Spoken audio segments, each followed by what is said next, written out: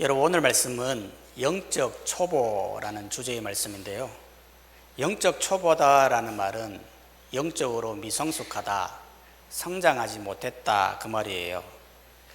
여러분, 모든 것은 다 성장하게 되어 있잖아요. 식물도 보면 이게 시간이 지나면 금세 자라거든요. 교회 이렇게 주변을 좀 살펴보면 잡초들이 나 있잖아요. 그게 좀 시간이 지나다 보면 금세 자라져 있어요. 뽑아도 계속 나와요. 동물도 보면요, 태어날 때는 아주 작잖아요. 캥거루 같은 경우에 태어날 때 체중은요 2g도 안 된다고 그래요. 그런데 그 자그마한 것이 엄마의 배를 타고 올라와서 주머니에 들어가 나중에 다 자라면 무려 60kg나 되는 거대한 동물이 된다는 거죠. 사람도 마찬가지죠. 사람은 시간이 지나면 다 성장해요. 즉, 성장이라고 하는 것은 굉장히 자연스러운 현상이라는 거예요. 성장이 자연스럽다고 하는 것은 성장하지 못한다라고 하는 것은 굉장히 문제가 있다는 거죠.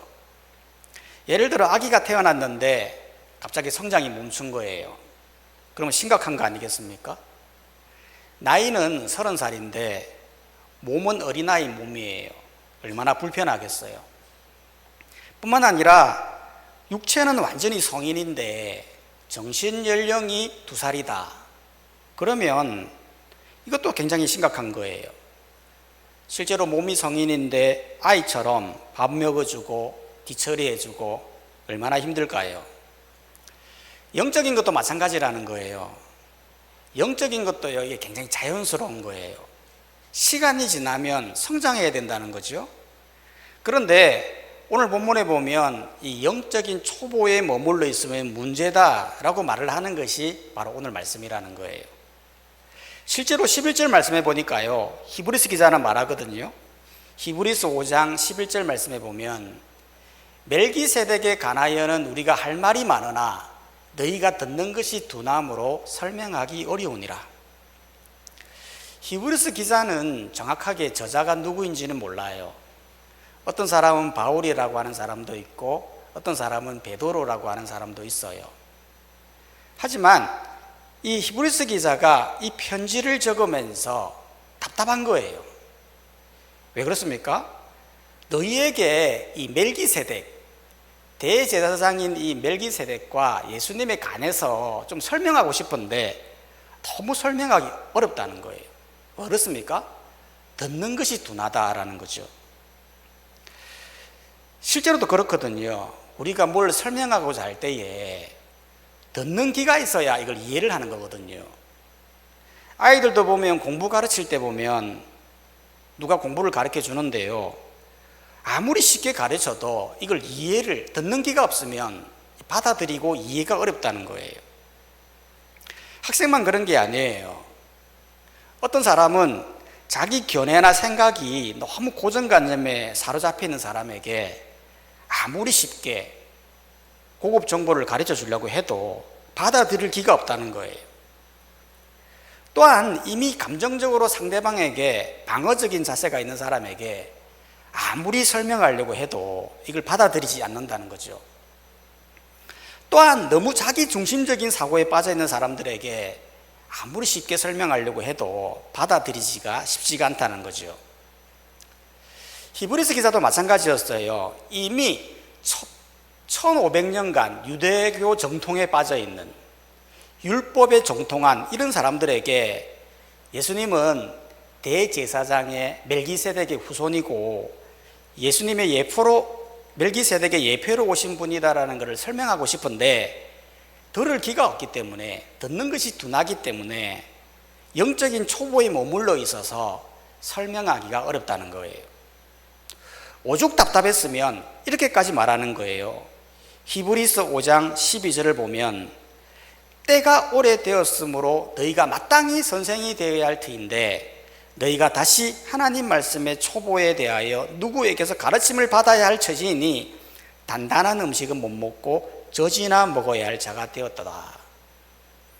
즉, 때가 되었으므로, 시간이 지나면 당연히 영적으로 자라가야 되는데 자라가지 못하고 누군가의 가르침을 받는 영적인 초보에 머물러 있었다고 이야기를 하는 거예요.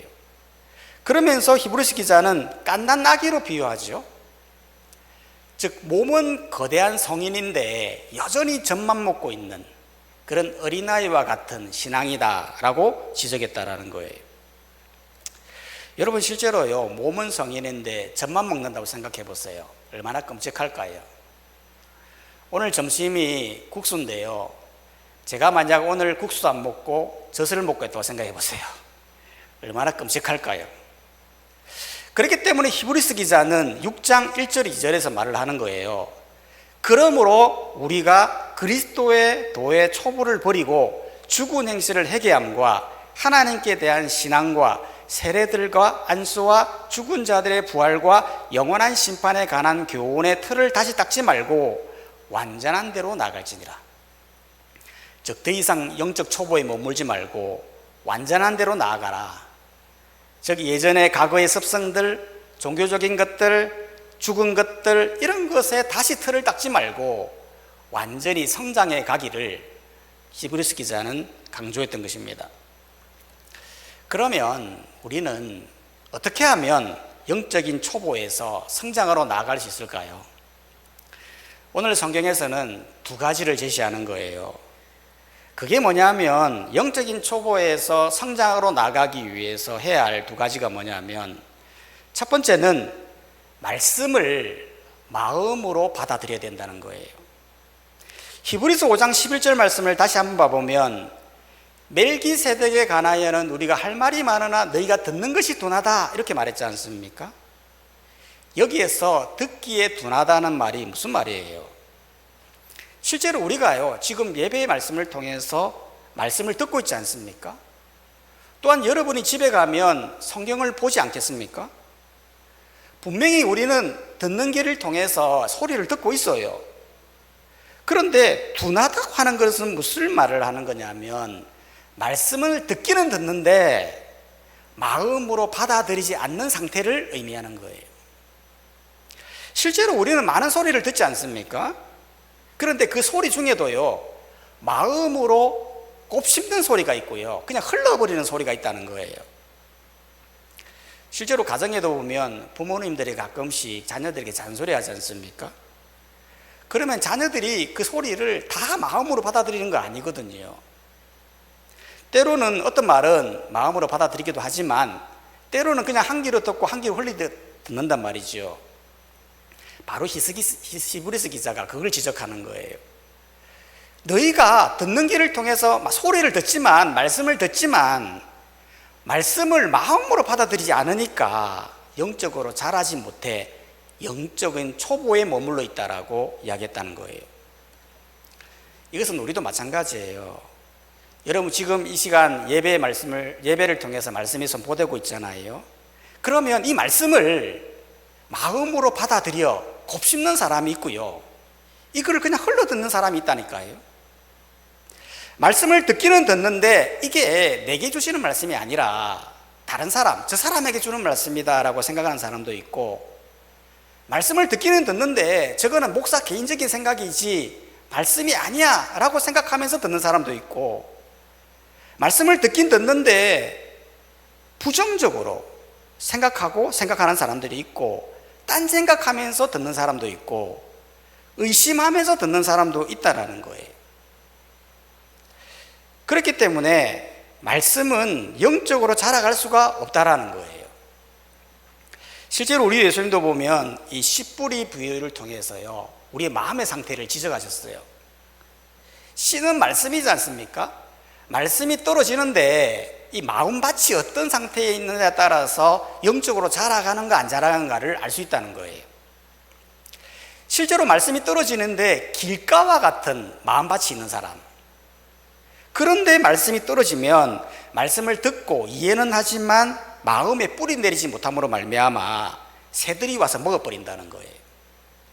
즉 삶으로 뿌리를 내리지 못한다는 거죠.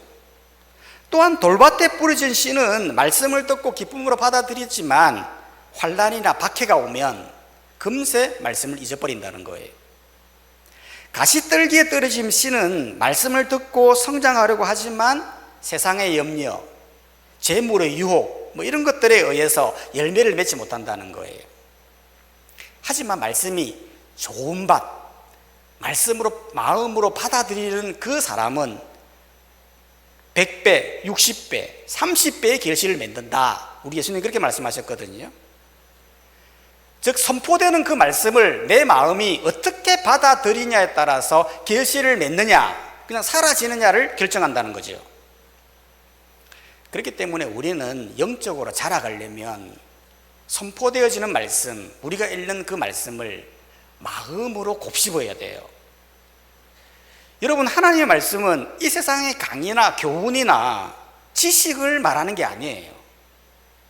여러분, 이 세상에는 좋은 강의들도 많이 있지 않습니까? 그곳에 가면 해악도 있고 즐거움도 있고 지식의 충만함도 있어요. 하지만 예배를 통해서 선포되는 그 말씀은 다른 거예요. 세상의 강의가 아니에요. 하나님께서 이 예배 시간을 통해서 뭐를 말하려고 하는 거예요? 이 말씀을 통해서 각자에게 주고자 하는 말씀이 있다는 거예요. 다른 사람에게 주는 말씀이 아니에요. 오로지 나에게 주는 말씀이에요. 너 그 말씀 듣고 삶으로 빛으로 소금으로 살아라.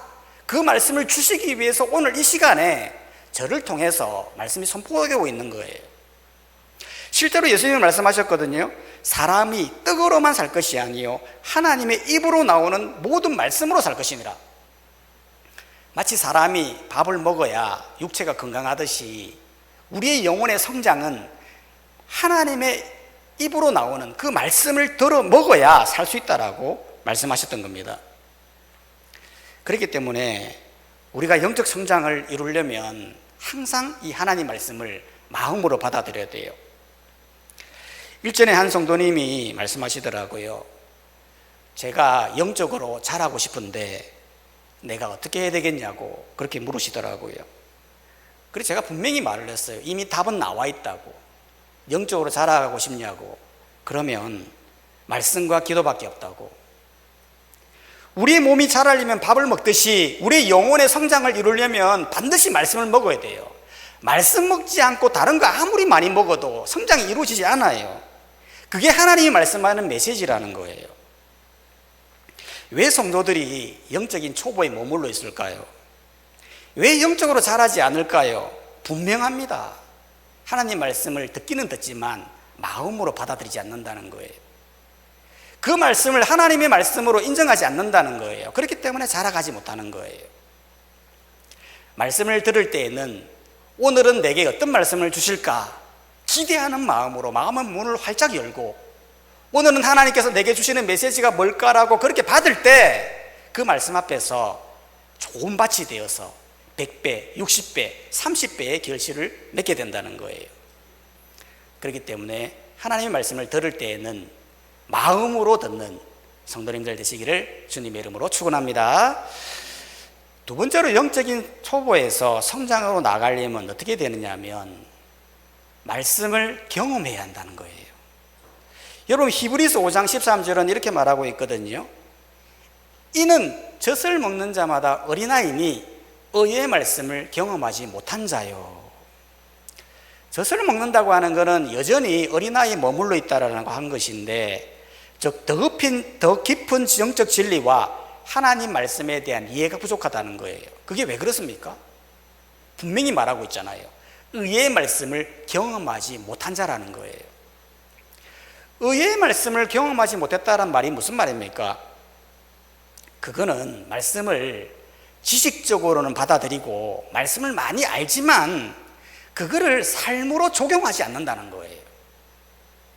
즉 말씀을 듣고 감동도 받습니다. 지식으로 받아들입니다. 많은 것을 압니다. 어느 누구보다도 성경을 잘 압니다. 그런데 그거를 들고 삶 속에서 말씀으로 살려고 하는 의지가 없다는 거예요. 그러니 말씀의 능력이 나타나지 않아 여전히 영적인 초보에 머물러 있다는 거예요. 여러분 실제로 말씀이라고 하는 건 우리 안에 단순히 지식 정보를 전달하는 게 아니거든요. 실제로 하나님께서 우리에게 말씀을 주시는 이유는 너의 삶 속에서 이 말씀대로 실제로 한번 살아봐라. 살아보면서 그때 느끼는 그런 고난과 힘듦, 그런 속에서 이루어져 나가는 기도의 응답, 이것을 통해서 성도가 자라간다는 거예요.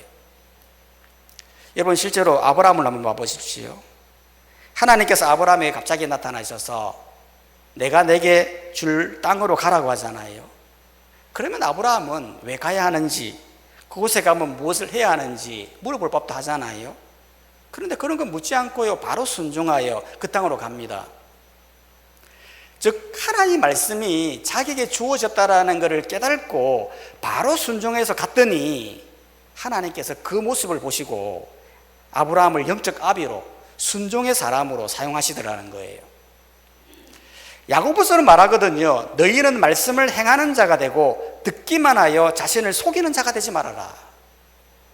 듣는 것 자체로는 영적 성장이 이루어질 수 없다는 거예요. 말씀을 행하는 자, 말씀을 실제로 살아내고자 하는 그 역사 속에서 하나님이 놀라운 기적으로, 능력으로, 응답으로 역사하신다는 거예요. 그렇기 때문에 말씀은 마음의 문을 열고 듣고 그 말씀대로 살고자 하는 노력이 있어야 된다는 거예요. 실제로 우리가 세상에서 말씀대로 산다고 하는 게 사실 이게 쉬운 일이 아니잖아요. 그럼에도 불구하고 말씀 앞에서 철저하게 내가 살고자 하는 노력이 있을 때에 하나님이 역사하십니다. 실제로 어떤 분은 가까운 친구에게 큰 상처를 받은 거예요. 그 친구가 갑자기 뒷담화를 하고 자기를 이상한 사람으로 몰아가고, 그래서 너무 화가 나서 그 친구를 절대 용서하지 않으리라 라면서 절규하는 마음으로 살았다는 거예요. 그러다가 교회에서 설교를 듣는데 예수님의 말씀이었어요. 너희가 사람의 잘못을 용서하면 너희 하나님 아버지께서도 너희의 잘못을 용서하리라 라는 말씀을 들었을 때에 강한 마음의 찔림이 왔다는 거예요.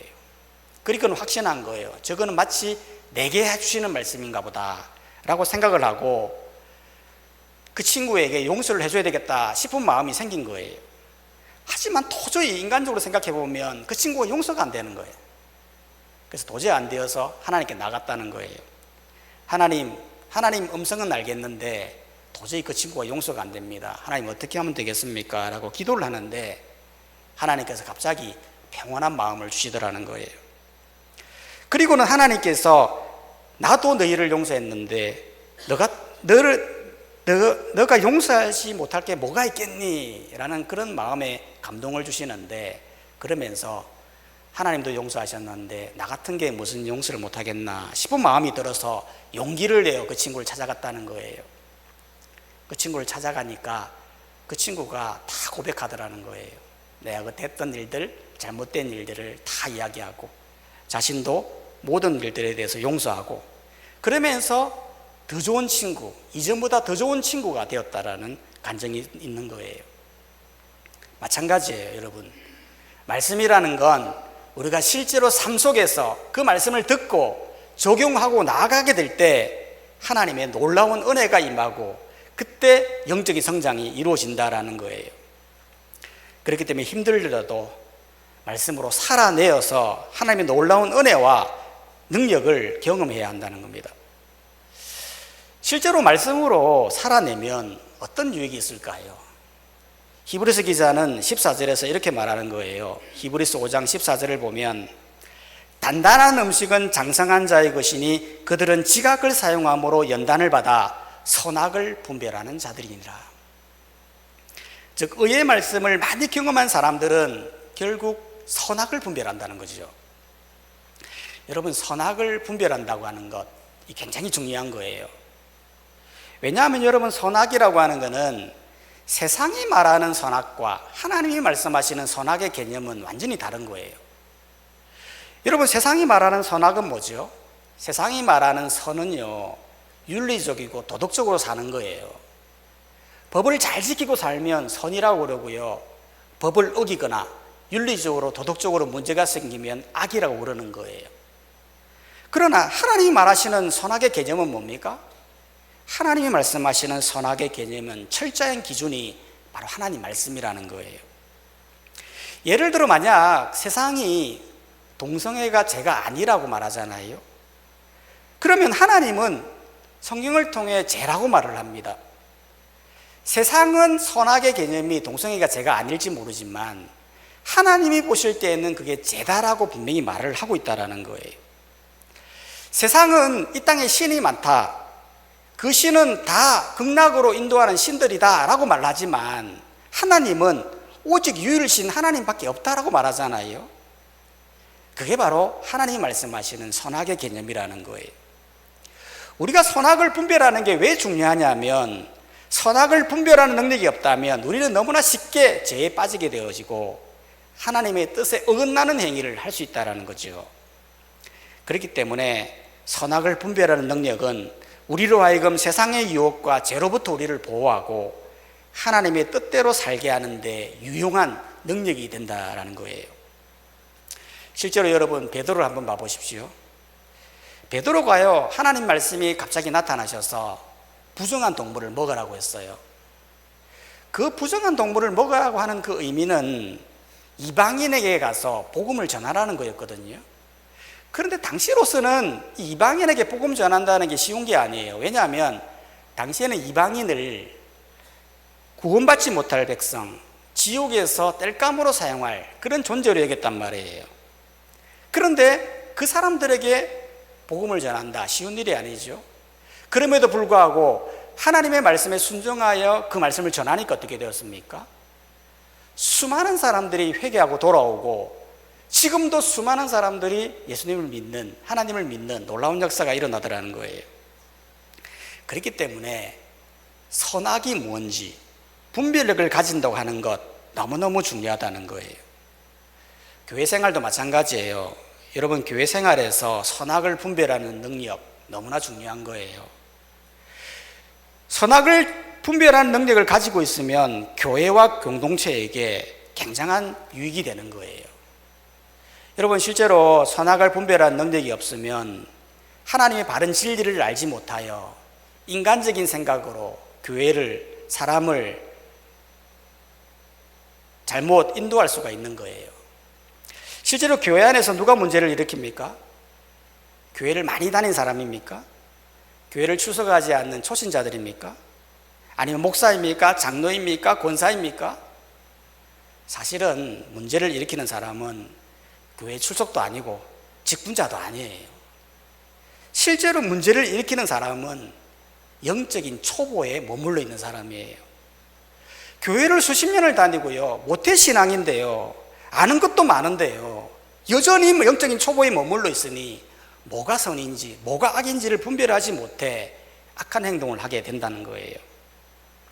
실제 당시 유대인들이 그랬지 않습니까?